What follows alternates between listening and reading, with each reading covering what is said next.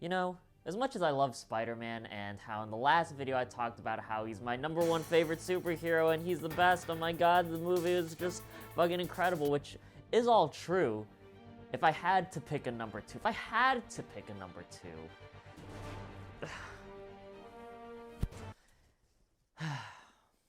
it would be Batman. You see, the big reveal when I was supposed to take my mask off was that I was supposed to have the fucking black fucking eyeshadow, but I couldn't find anybody who could lend me black eyeshadow, and I didn't want to buy any black eyeshadow because I would only use it for this bit, so honestly, for me, Spider-Man and Batman can be 1A and 1B, because even though Spider-Man is a character who I can identify with more because I'm a broke 20-something, Batman arguably has just better shit across the board. And if we keeping it a buck here, I was probably a Batman fan before I was even a Spider-Man fan, just because of all of the consistent good shit that Batman has put out over the course of however many years. So it makes me so happy to report to you guys that this new Batman movie, it's just another one of those good Batman things. So spoilers, I guess, for the Batman, which honestly, I don't even really know if there's much to spoil here. I just kind of want to talk about the movie, and if I give out a detail about the movie that is kind of spoilery, this is my warning right here. And you know what? Since we're on this topic of spoilers, I want to talk about the two things that I actually don't like about this movie, because honestly, it's not even that I don't like it, it's just things that just kind of rubbed me the wrong way, that just kind of left me feeling, that was kind of mid. But, like, even then, it doesn't take away how much I fucking love this movie. First, that scene with Joker in Arkham Asylum, I just didn't really feel like it needed to be in the movie. While it is cool to know that there is a Joker that exists in this Batman DC movie bubble, just getting kind of jokered out at this point. There are other Batman villains that we can use, so why not try to use them?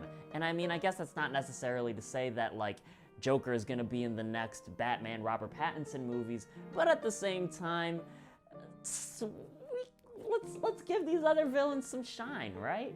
We haven't seen Mr. Freeze in a while, we ain't seen Poison Ivy in a minute, we ain't seen fucking, maybe we could do another Two-Face movie. There are so many options that we have for Batman. Robert Pattinson just said that he wants to put Condiment King. Fuck it, put Condiment King in this movie. And the other thing that I kind of have an issue with is the very final scene with Batman and Catwoman and them parting ways.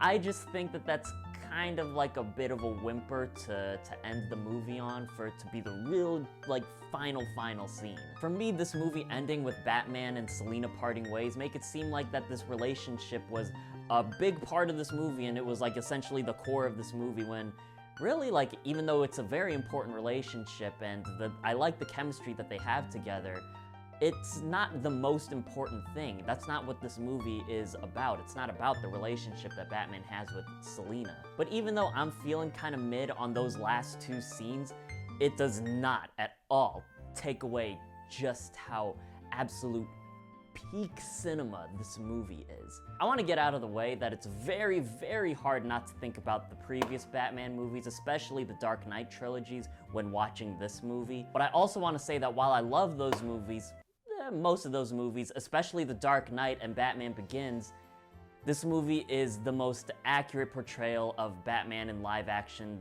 that any movie has ever done. I mean, if we're including the Lego Batman movie, then it's pretty close.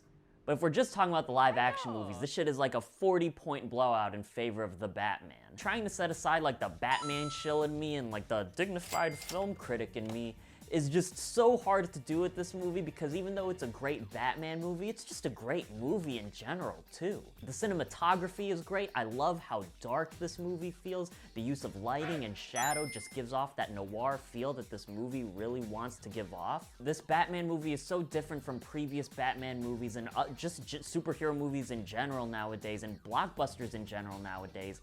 It manages to be its own unique thing and stands out amongst the crowd. And with that being said, Robert Pattinson is my definitive live-action Batman. This dude is the motherfucking truth right here, man. He is so fucking good in this movie, and I was telling y'all not to sleep on Robert Pattinson as Batman, because this man is just a great actor. Probably one of, if not the best actor out there right now. he just transforms in this movie. This Batman is a lot more brooding and dark and emo and grunge than the previous Batman have been, and Robert Pattinson uses his eyes and his body language to communicate what he's feeling rather than dialogue. There are some scenes where Batman says like 4 lines, but it's okay because Robert Pattinson does such a good job at establishing his presence as Batman that he can communicate exactly what he's saying and feeling without even needing to say anything. And honestly, this helps make Robert Pattinson's Batman feel so much more menacing and intimidating. I also love that this movie really leans into the detective side of Batman, because in previous Batman movies, we've seen glimpses of it, but it's mostly been action-oriented and like focused on Batman and how he has crazy hands and how he loves to square up with people. And that's partly why Batman in this movie doesn't have as much dialogue as he does in previous movies, because for the most part, he's just observing. He's trying to figure out this mystery. And it's just as thrilling as watching him lay motherfuckers out. But this movie also takes inspiration from films during that time period when noir and detective movies were at their most popular. And you can see that inspiration in the writing and the cinematography and the structure of the movie and the characters. Even the pace of the movie is very reminiscent of classic noir movies. The pace of the movie is on the slower side, but it's always consistent. And the runtime can be intimidating to some people, but with every scene it builds upon each other, and with every scene you learn something new, so it never feels boring. And there are all these little details that are sprinkled throughout the movie, whether it be through its dialogue or through its visuals, that make the world of Gotham and the setting feel so much richer too. Gotham does feel like its own character in this movie too, and like what I said about Batman, Gotham feels super dark and grungy and emo. Gotham really does feel like a piece of shit city, but I guess that isn't that hard to do when you're filming a movie in Chicago. And outside of Robert Pattinson in regards to the performance, there isn't anyone else who slacks. Everyone either gives off a really great performance or is just fucking amazing. Zoe Kravitz as Catwoman again is really good, and people are really highlighting the chemistry that she has with Robert Pattinson. And while that chemistry is really good and I like the relationship that they have in the movie, can we talk about the real sexual tension in this movie between Gordon and Batman? I don't know, man. It just got me feeling some type of way. I can see a lot of Selena and Batman fan cams being put out there, but I think I'm gonna have to be the one to put out the Gordon and Batman fan cam too. Colin Farrell as the Penguin was really fun, and I love that he's such a goon in this movie. And Paul Dano as the Riddler steals every single scene that he's in.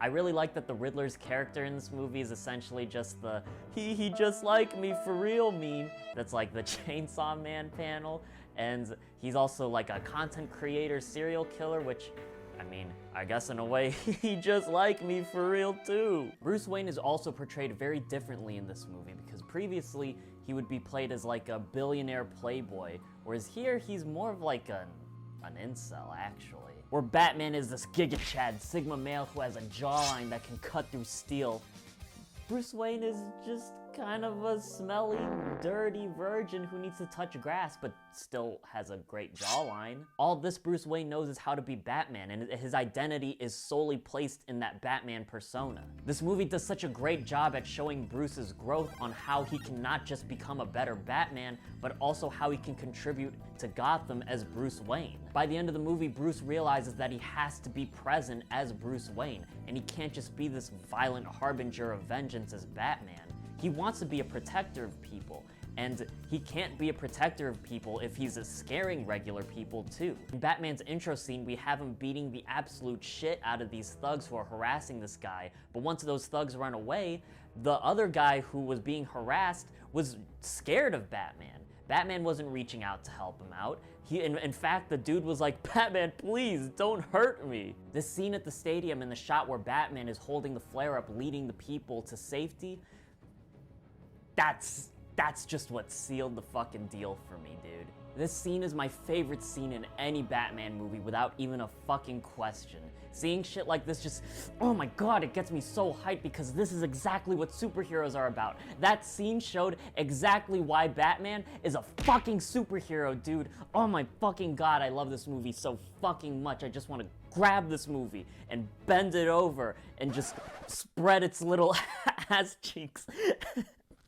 Okay, you know what, moving on. I've said before that I don't really mind when superhero movies change things up from the comics as long as they remain true to those characters. And again, I say everything that I'm about to say and everything that I've said out of love for the previous Batman movies, but to me, this movie captures the spirit of Batman better than any other movie previously. So with that, along with the actual filmmaking techniques and prowess of this movie, this isn't just everything that I could ask for in a Batman movie or a Batman performance with Robert Pattinson, or just a superhero movie in general.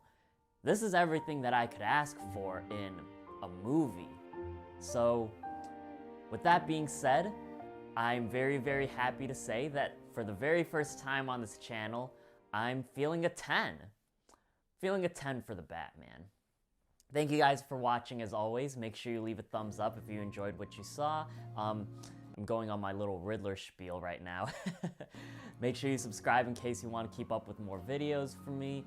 Leave a comment, let me know what you think about the Batman. And thank you guys as always for watching, and I'll see you in the next video.